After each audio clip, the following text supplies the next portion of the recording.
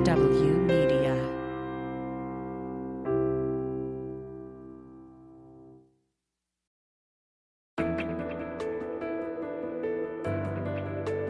Spy Talk, a podcast at the intersection of intelligence, foreign policy, national security, and military operations with Jeff Stein and Jean Meserve. Hi, I'm Jeff Stein.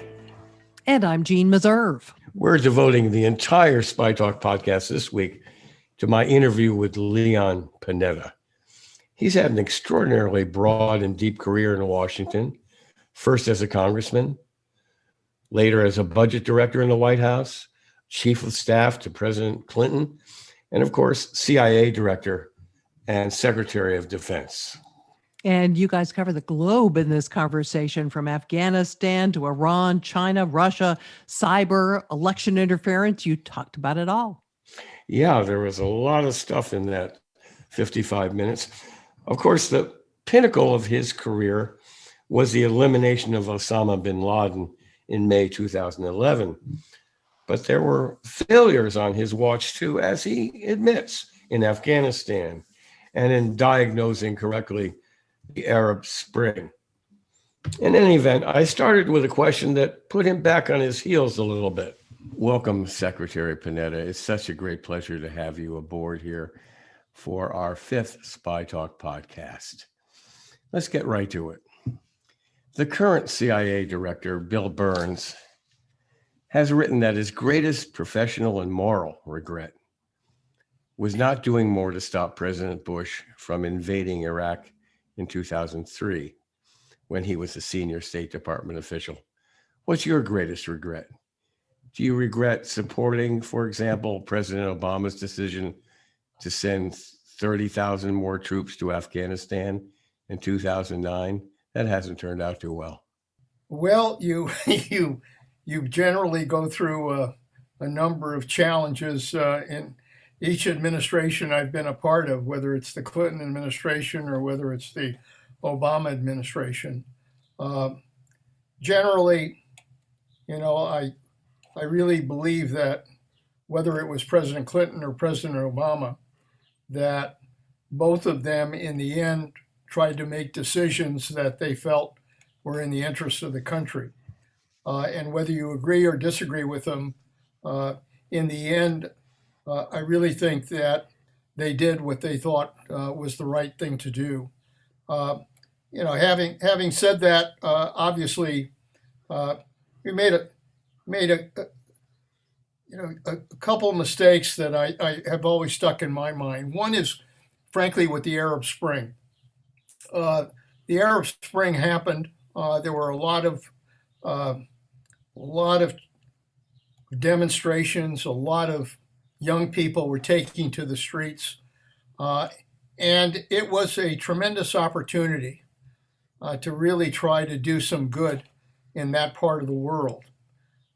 And there were two things that didn't happen. We really didn't have that much of a heads up in the intelligence community about the various factors that contributed to the Arab Spring, to really understand what was going on and what ultimately took place.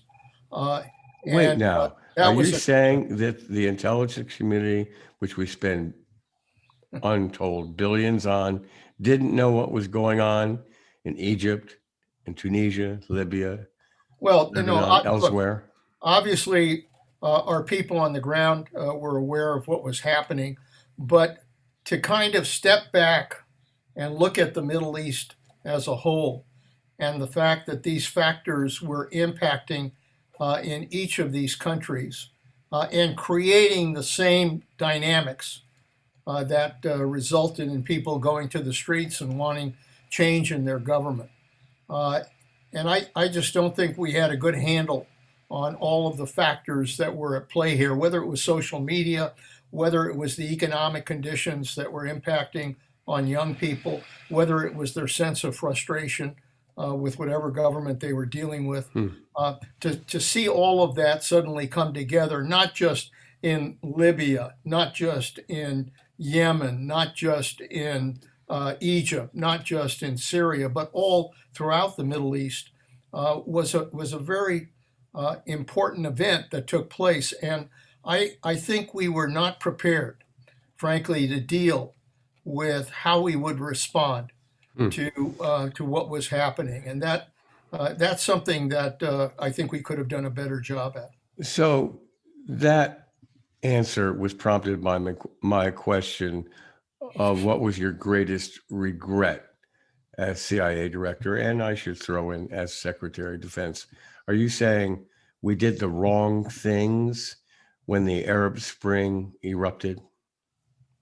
No, it's not that we did the wrong things. It's just that we didn't really try to develop approaches that would try to create some sense of stability in these countries. And I think it's largely because, you know, we really didn't put together the kind of alliances that we needed with countries in that region, whether it was the moderate Arab countries, UAE, others working with the Saudis as well as Jordan, having a sense of what is the cultural background of these countries, what's the tribal background of these countries, understanding what would be the right approach to trying to direct them in a way that would result in governments that would be more stable and would provide opportunity to the very people that were concerned about their countries. I think we just did not have the right response to how we would try to assist these countries and leaders in those countries to do the right thing on behalf of their people. I think that would be pretty unsettling to a lot of people, especially taxpayers who put billions of dollars into our intelligence systems, putting aside the cynics in Washington who say that the CIA could never get anything right. So not to get too far down into the weeds on this, but would you say that we switched horses too quickly in Egypt, for example? Yeah, I think we were trying to determine what was the best course for some degree of stability in Egypt, frankly, the Muslim Brotherhood just did not turn out to be a very effective option in dealing with the situation in Egypt. And with regards to Libya, after we had defeated Gaddafi and had seen at least the semblance of an effort to try to organize some kind of governance in Libya, it suddenly resorted to its tribal instincts and really never came together. So part of the problem is that we really just did not understand enough about each of these countries and the dynamics in each of these countries to try to develop a stable approach. That's probably the bottom line. All right. And we can hope that that situation has been rectified, that we have people in the intelligence community who have a better grip on world affairs, and especially that region, than they did in your time. So let's flip the card and say, let me ask you, what is your greatest pride as CIA director in particular? Getting Osama bin Laden, I would guess, would be at the top or near the top. Well, yeah, there's no question that I think the whole effort to go after the leadership of Al Qaeda and those that were involved in the attack on 9/11, to be able to, on behalf of our country, make sure that a 9/11 attack would not happen again. And obviously, the centerpiece of that strategy was the mission to go after bin Laden, develop the intelligence, develop the operation, and then successfully carry out that mission. There's no question that was a moment that I'll always be proud of, mainly because it was a team effort, and also, I think, sent a message to the world that nobody attacks the United States of America and gets away with it. So the message was repercussions, but to you, the teamwork involved, and we have had in the past disastrous efforts at teamwork. For example, trying to rescue the American hostages at the embassy in Tehran. And so this was really the acme of that effort to create multi-force, multi-agency teamwork in the area of counterterrorism. Yeah, no, I think that's absolutely right, Jeff. That what had developed prior to that operation was that coming out of 9/11, there was a sense that if we were going to be effective at dealing with this enemy called Al Qaeda, that we were going to have to develop a relationship between our intelligence capabilities and our special forces military capabilities. They found that that kind of effort was absolutely essential in going after the terrorist targets. And ultimately, it really became the centerpiece of our counterterrorism effort was to have intelligence and special forces working very closely together in order to identify targets and then carry out those operations. And that teamwork is what came together in going after bin Laden. The intelligence capabilities of following the couriers to bin Laden, identifying them, following them to the compound where bin Laden was, the intelligence analysis that went on when we determined that there was a family that matched the bin Laden family living on the third floor of that compound, the ability to kind of look at every aspect of the intelligence so that we knew generally what was happening with regards to that compound and the security measures that were being taken, and then to have special forces come in and actually then put together the operation itself to send 2 teams of SEALs into Pakistan to rappel down into that compound and go after bin Laden. That combination was one of the most effective military intelligence capabilities that I think I've seen in a very long time.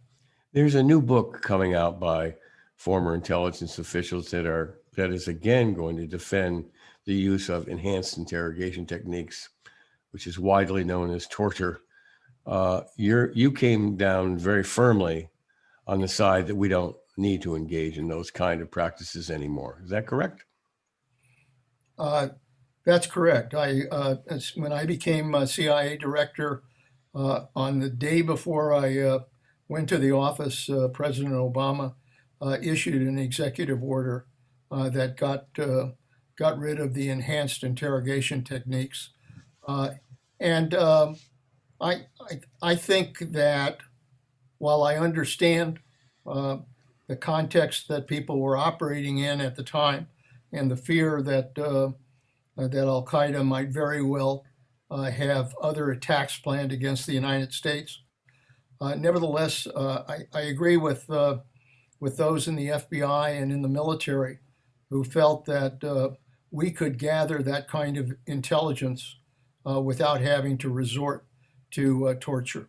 Mm-hmm. I was just watching a documentary the other night about Richie's Boys, the operatives, World War II operatives, mostly Jews, who were trained in special operations and spying and sent into France. And it's really interesting near the end, they say they were also used to interrogate German prisoners. And they said the best technique was not force, not torture, but just conversations and eliciting information. But moving on from that, I watched the same program, and I had the same reaction that they thought the best approach was to get friendly with who they were talking to, share their concerns, develop a relationship, and they got the information they needed. Right, and you probably know that a former Luftwaffe interrogator testified to much the same after the war, that he got a lot more out of captured Allied pilots and so on by just establishing a relationship with them. But moving along, you've also written in your wonderful memoir, I really enjoyed it, by the way, that it's the CIA's director's duty to tell uncomfortable truths, as you put it, to the president. What's the most difficult, uncomfortable truth that you told President Obama? Well, I have to think about that one, but I think it's important if you're in intelligence. And I remember telling the president this when he nominated me. I said, in the end, my commitment is to telling the truth to power. I think that's the role of intelligence. That's And he said he wouldn't want it any other way. That's right. No, exactly. He said I want you to do that. And to his credit, he did want us to present the facts as we saw them, and that's exactly what we did. And I can remember difficult presentations, particularly with regards to Afghanistan and what we saw happening there, that indicated that all of the positive pictures that were being painted about what was taking place in Afghanistan did not really reflect what was happening on the ground. Well, we had to make those presentations. Indeed, my former Washington Post colleague, Craig Whitlock, has written in depth about this, that the generals were lying to themselves, lying to their superiors, and lying to the public for years and years and years about progress in Afghanistan. I know that you were aware of that. Yeah. So how do you combat that? National Security Council, that's basically the exchanges that took place. Yeah. And it must have been some very trying moments. Yes, it's I think it's important that that when you're presenting that kind of intelligence, that you can't reflect, and you shouldn't reflect what the policy decision ought to be with regards to the president. As a matter of fact, by law, intelligence personnel are supposed to make the presentation, but not engage in the discussion about what approach the president should take. And that's probably not a bad idea, because as long as you can present the facts and then ultimately basically allow the principals then to discuss what approach should be done based on those facts, that really is the role of a CIA director, and for that matter, the director of national intelligence. But it is still pretty astounding that it took a really talented investigative reporter to get that story out after 16, 17, 18 years. The public was not really aware that the generals themselves thought the war was a loser. Yeah, no, I think what happens is, you've got a lot of forces on the ground. You've got people that are losing their lives. They're putting their lives on the line. And there is a sense that you have to show that that sacrifice is not being lost, that we are in fact trying to accomplish the mission. So I don't, the generals that I work with, I don't assign devious methods to what they were saying. I think they were really trying to reflect the hope that the mission would in effect, They hoped it would turn out better year after year. That's right, exactly. Hi, I'm Jean Meserve. You're listening to my co-host Jeff Stein interview former CIA Director and Defense Secretary Leon Panetta. We hope you'll subscribe to the full Spy Talk podcast series wherever you get your podcasts. And for more unique, in-depth material on U.S. and foreign intelligence operations, visit the Spy Talk page on Substack. Now, back to the interview. Of course, in your term of Secretary of Defense, you dealt a lot with Russia and China, the threats and challenges from them. What worries you the most about our situation in the world today? Is it China's encroachments in the Western Pacific, Russian threats in Europe, North Korea's nukes, Iran's uranium enrichment? Pick one or put them in order. But during your time, what was the most unnerving threat, you might say? Uh, you just in the way you presented that question, it's a reflection of the number of flashpoints we're dealing with in the The world of kitchen's on fire. 21st century. It's no matter where you look, you're dealing with another threat, and you've mentioned them all. China probably at the top right now, only because I think they themselves have made clear that they're going to try to take over as the world's major power. Russia, obviously, with Putin being much more aggressive. We're in a second stage of the Cold War with Russia. North Korea and their nuclear development. Iran and their threats to develop a nuclear weapon. What's happening with these failed states in the Middle East represents another challenge to the United States. And terrorism remains a threat as well, from ISIS as well as other versions of Al Qaeda that are still speaking out there. about But speaking about terror. let me Sure. answer your Sure. basic question. Okay. What worried me then, and frankly, what's worried me now, is an area that I think we have not really developed the kind of response we need to, which is cyber. I think cyber is the battlefield of the present and the battlefield of the future. And as we've seen from the cyber attacks that have impacted on the United States, whether it's on election institutions from Russia, or whether it's solar winds, or whether it's this recent effort to shut down a major pipeline to the East Coast, I think what it tells us is that we are, for whatever reason, we have not developed the kind of defenses, and probably for that matter, the kind of offenses we need in order to be able to respond to those attacks. I'd like to ask you about that. Just recently, I was talking with Jack Devine. You probably know him, the former senior operations official at the CIA for more than 30 years. Yeah. And he was saying that it's really past time, that we warn Russia in no uncertain terms that it's going to pay a heavy price for continuing to interfere in our political life, particularly our elections, and that we will repay them in kind if they don't stop. He was suggesting sort of a mafia style sit down with them, out of public view, say, look, got to stop or we're going to turn out your lights. We're going to shut off your oil. We're going to start taking out your people. What do you think of that? Well, I have a feeling we passed that line a long time ago, and we've been issuing all kinds of warnings to the Russians about what they've done with these cyber attacks against the United States. And obviously, I'm not read in on the intelligence in the last few years, but I have seen no evidence that we have responded in kind.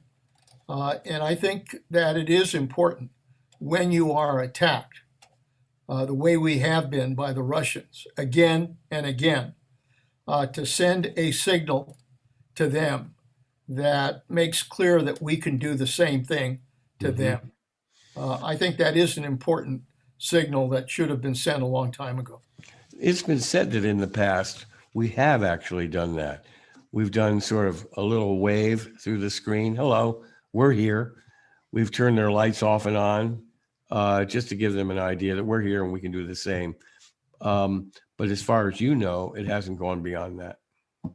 No, and I think as I said, I'm not aware of just exactly what kind of offensive methods we've used, but I think that these countries are not going to pay attention unless you make clear that you can make their life uncomfortable as a result of what they're doing.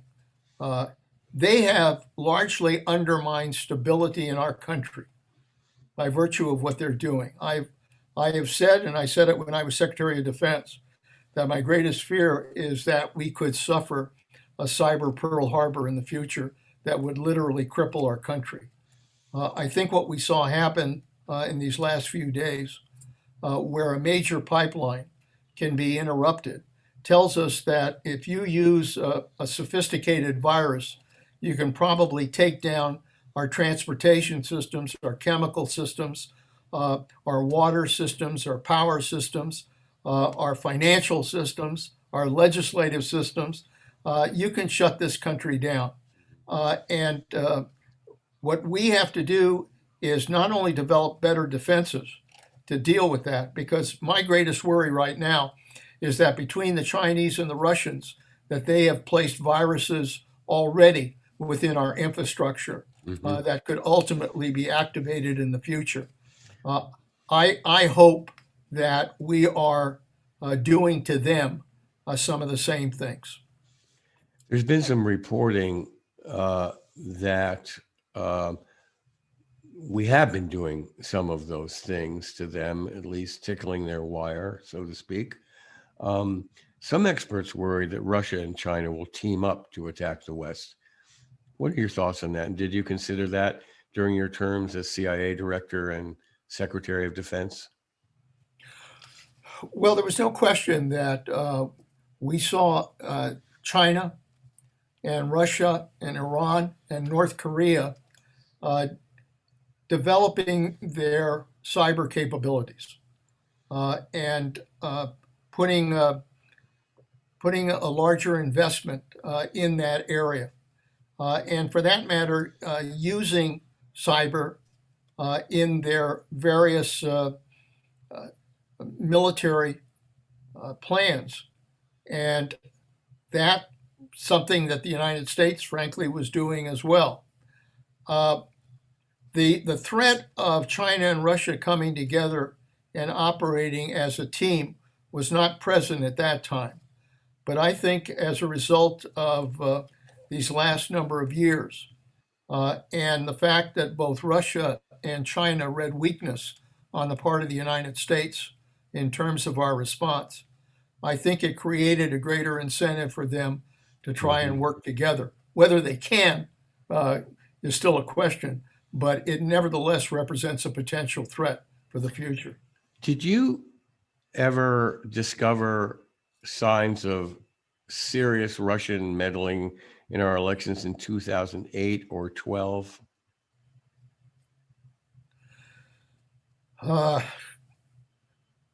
Not to the extent, obviously, that we saw happen in 2016.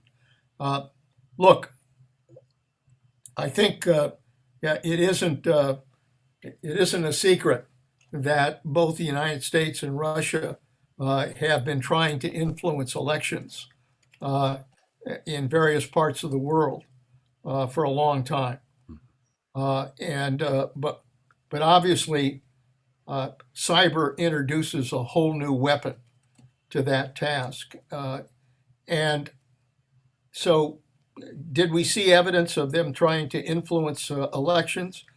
Yes, particularly in other countries, more so than in the United States. Right. But I think the reality is that they now see, as a result of what they did in 2016, a very successful effort to create chaos in this country. Right.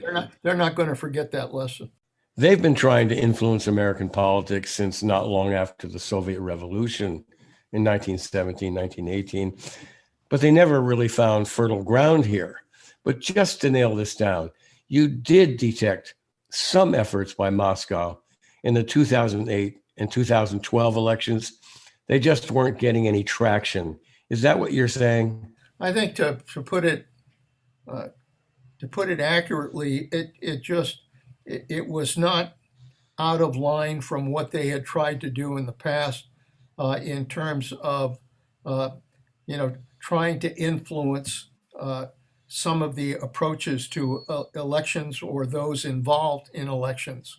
But it was a pretty amateur approach to trying to impact on our elections. They've obviously learned a great deal about America and our use of social media, and have really kind of used that as a centerpiece to develop a very bold effort to try to undermine our election systems. Can you say anything more about those amateur efforts? Not really. Sending agents here, manipulating social media. No, it's basically the the effort to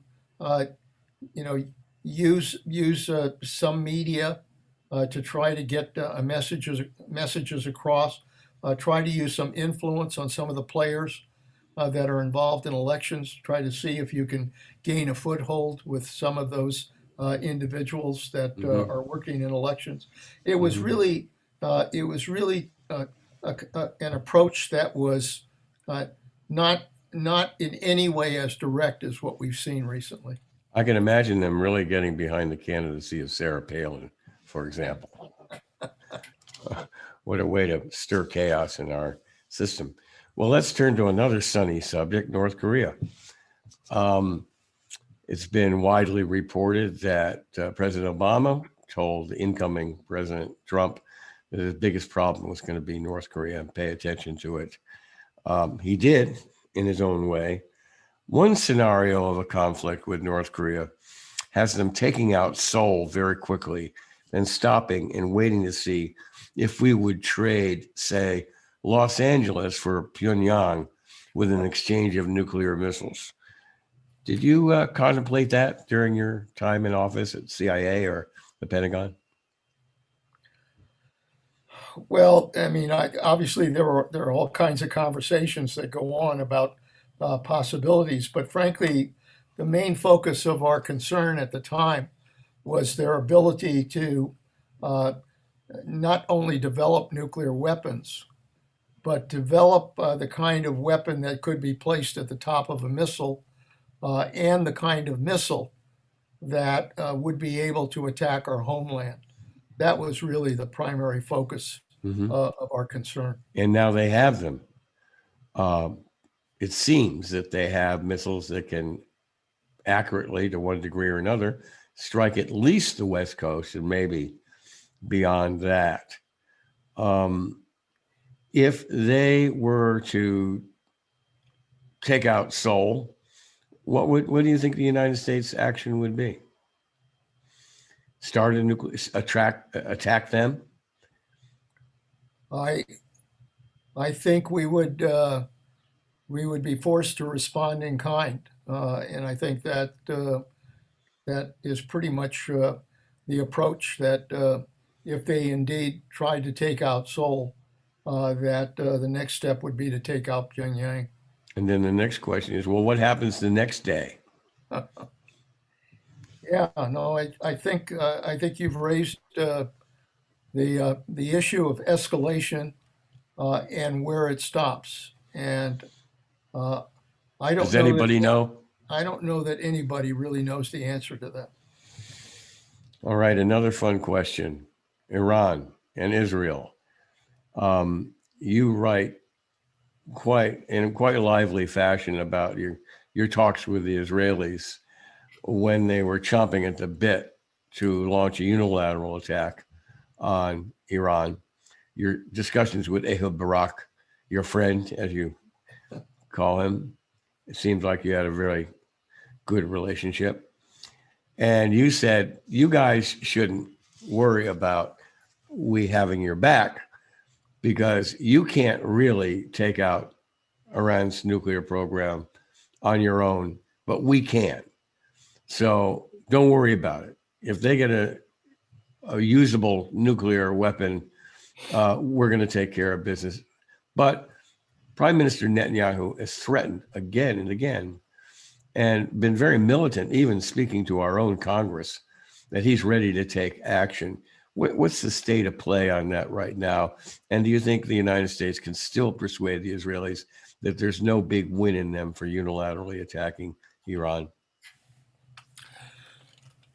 Well, it's hard to say how the last 4 years in the Trump administration probably provided Netanyahu with a pretty free hand in dealing with threats as he saw them from Iran.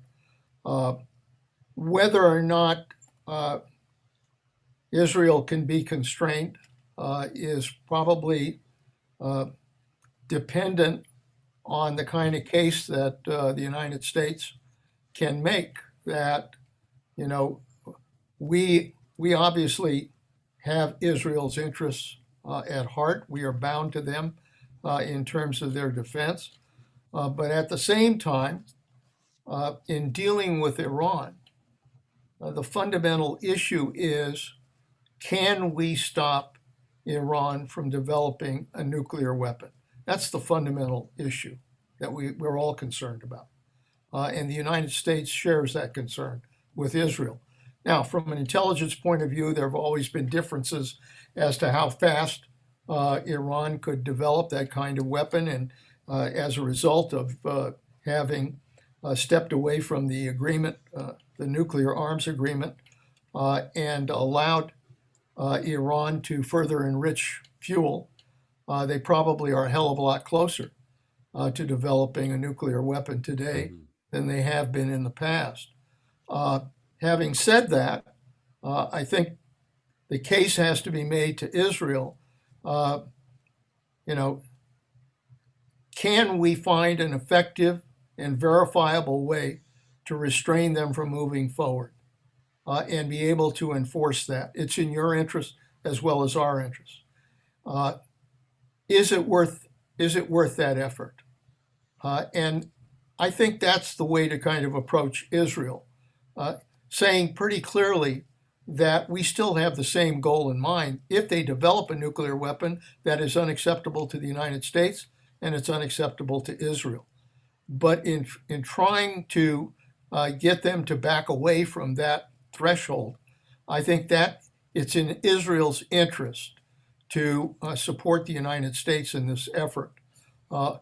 Look, Israel, I understand their mentality. I understand that they feel that they've got to do everything necessary to protect their country.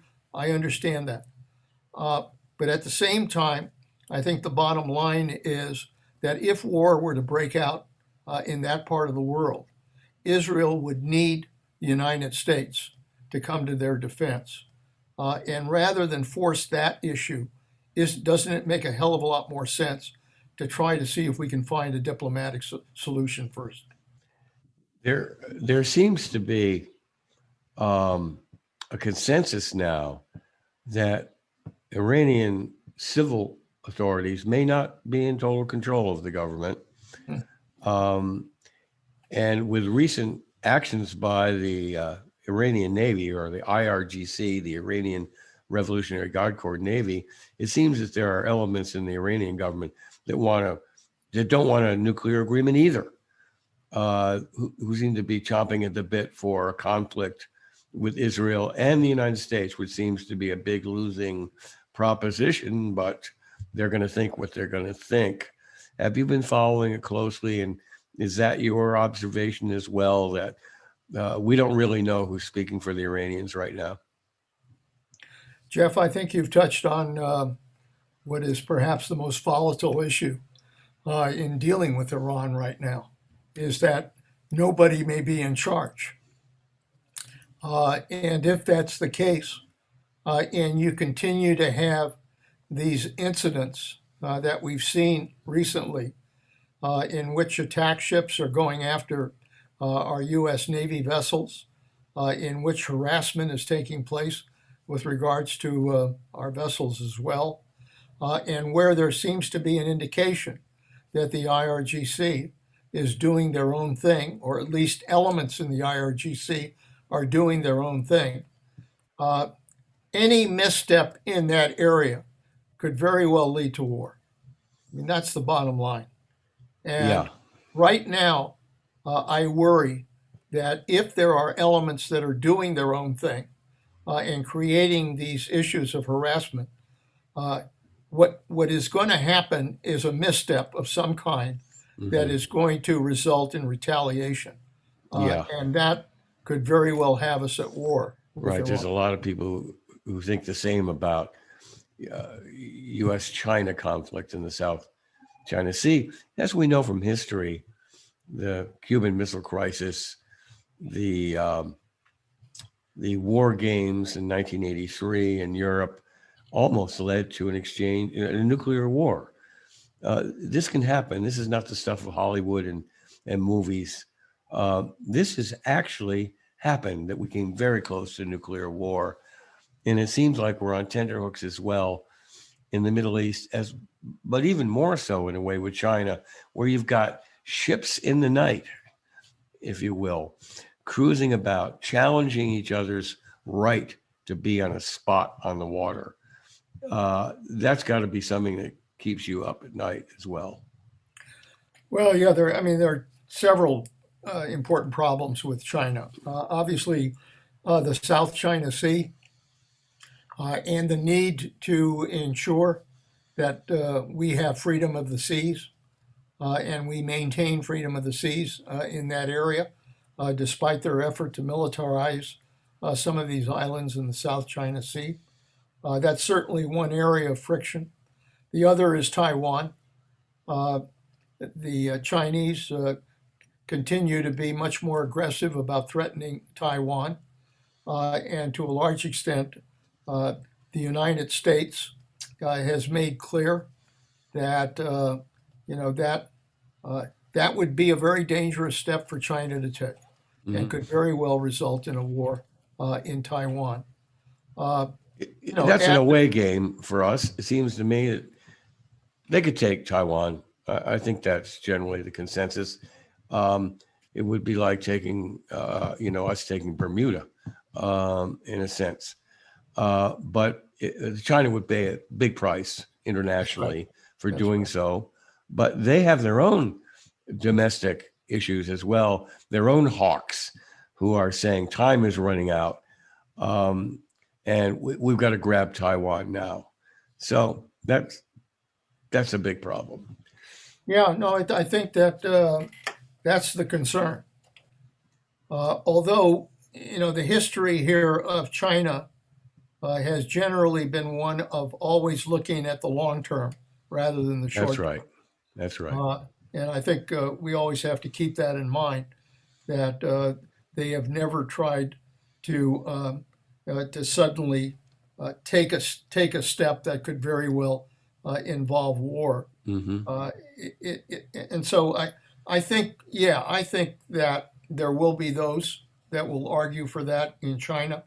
I think that nevertheless, I think the leadership in China understands that their first priority is to build a strong economic force in China that can use that capability in order to place itself in the number one position in the world in terms of not only dealing with economic issues, but military issues as well.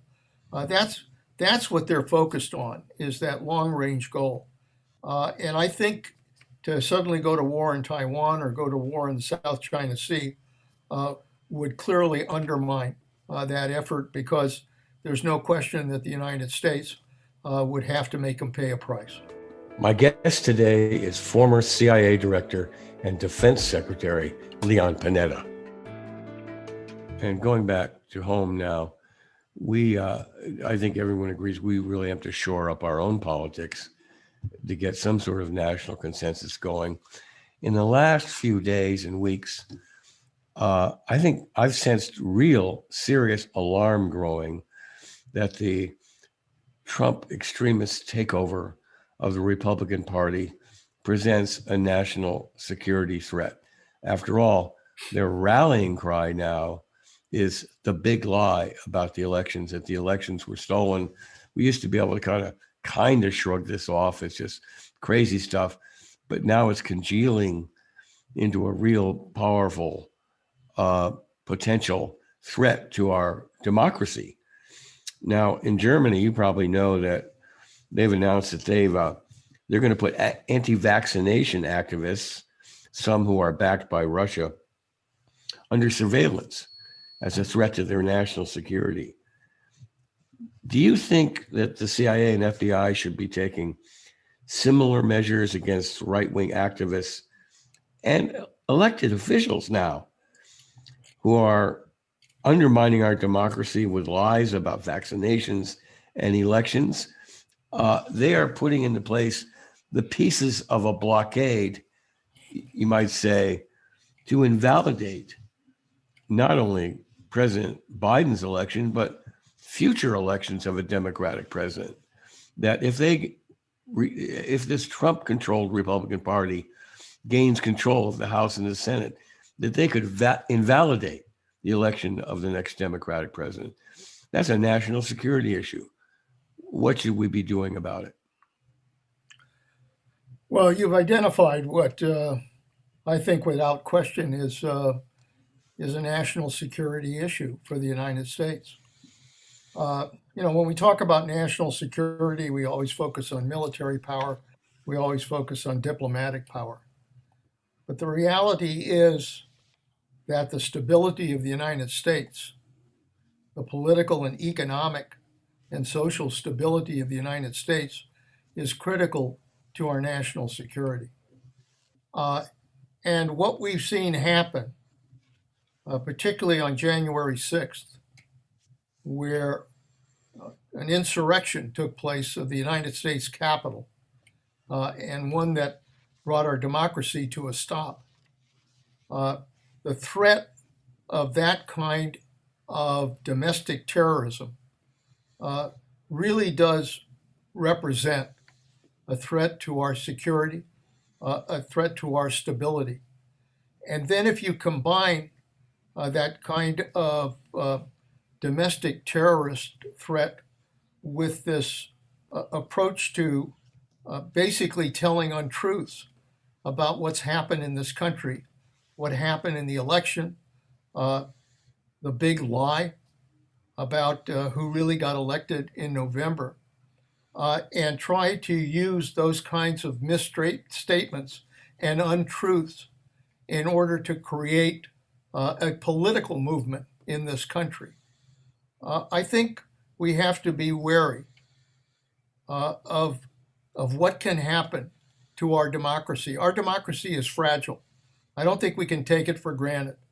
And therefore, I think it is really important for the FBI, for law enforcement, to focus on those kinds of domestic terrorists whose principal goal is to undermine stability in this country.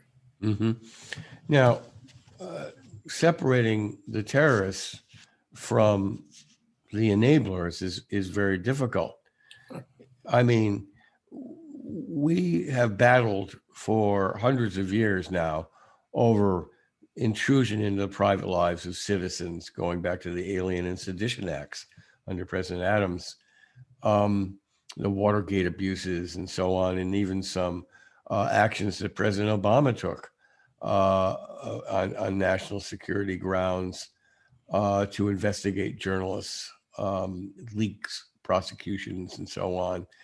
So what do you do about officials who are elected, who are committed to destroying our democratic form of government?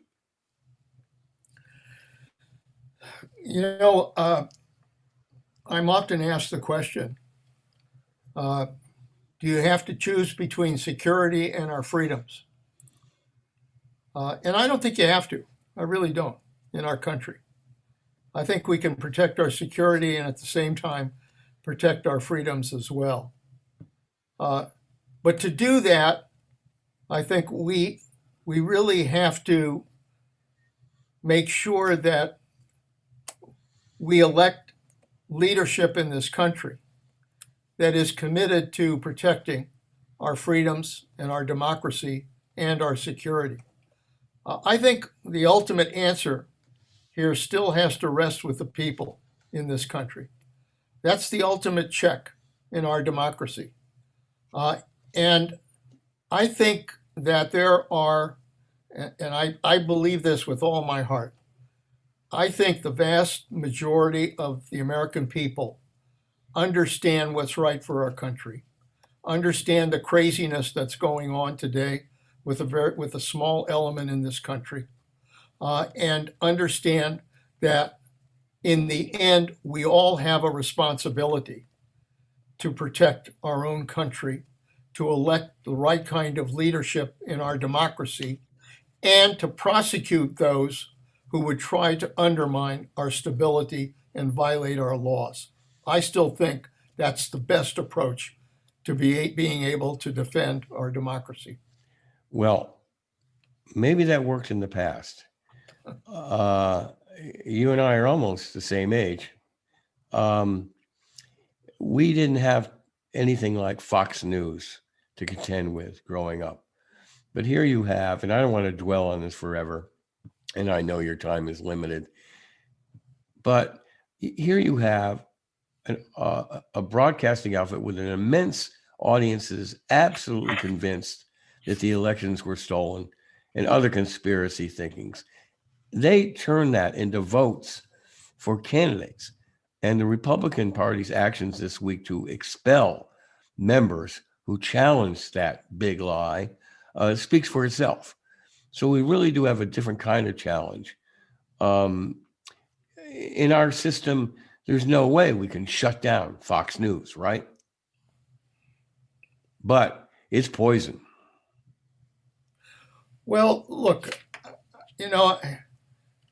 you mentioned our age. I think the fact is we have seen threats to our democracy in the past, going back to the 30s, going back to people who used to go to the radio and demand that we become a socialist country, going back to people who wanted to make sure that we isolated ourselves from the rest of the world, going back to Joe McCarthy and all of the concerns he had about the threat of communists.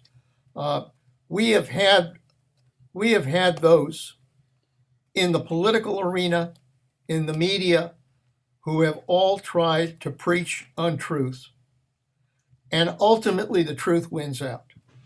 And although I share the concern about seeing the kind of lies that are being talked about today, I really think that in the end, the truth will prevail.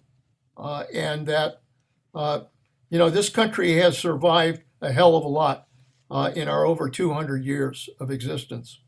And the reason we've survived is because ultimately our leadership and the American people ultimately do what's right. And I think they'll do that today.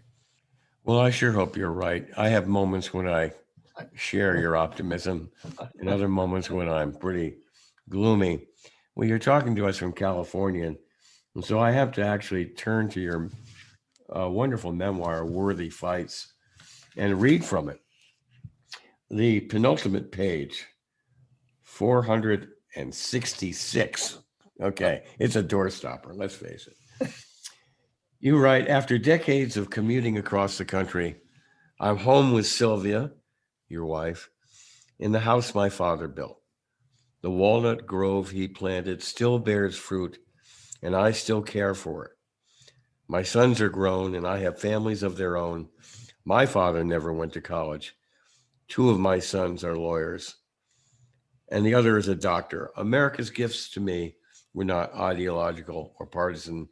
They were of opportunity and family and security. As Americans, we may disagree on everything from baseball to national defense, but we're united by our most basic needs and by the dreams we have in common. Which sounds like you're pretty happy being ensconced out there in the walnut grove. But let me ask you on the way out. As I said when I left Washington, I was going home to work with a different set of nuts. But let's face it. Hey, do you miss the action? Come on. You got to miss it a little bit. Oh, I always do. Having spent over 50 years in public life, you of course you miss the action. But I also, have a son who was elected to my old seat in the Congress, and I'm basically able to enjoy my thrills through him. That's good to hear. Secretary Leon Panetta, former CIA Director Leon Panetta. It's always fun to talk with you, and thanks so much for your generous sharing of time today on the Thank Spy you, Talk Jeff. podcast. Jeff, it was a pleasure to deal with you, and I appreciate your podcast because I think you're focusing on kind of the key issues that we've got to talk about. Well, we hope so. Thanks a lot. Jeff, that was fascinating. He was amazingly reflective and also amazingly chatty for a former CIA director. Yeah, I've interviewed several CIA directors, and he's so engaging and actually warm, not clinical, very reflective, as you said, and he's just a pleasure to interview. And there's not a lot of deception going on there either that I can detect. So it's really enjoyable for me to be able to talk to a CIA director who is both voluble and insightful. Great. Thanks, Jeff. And thanks to all of you for listening. Join us again next week for another edition of the Spy Talk podcast. I'm Jean Meserve. And I'm Jeff Stein. Pleasure talking with you. See you next time. For more original reporting and insights like this, subscribe to spytalk.co on Substack and follow us on Twitter at @talk_spy. If you enjoyed our podcast, subscribe and leave a review on Apple Podcasts, Spotify, or wherever you get your podcasts.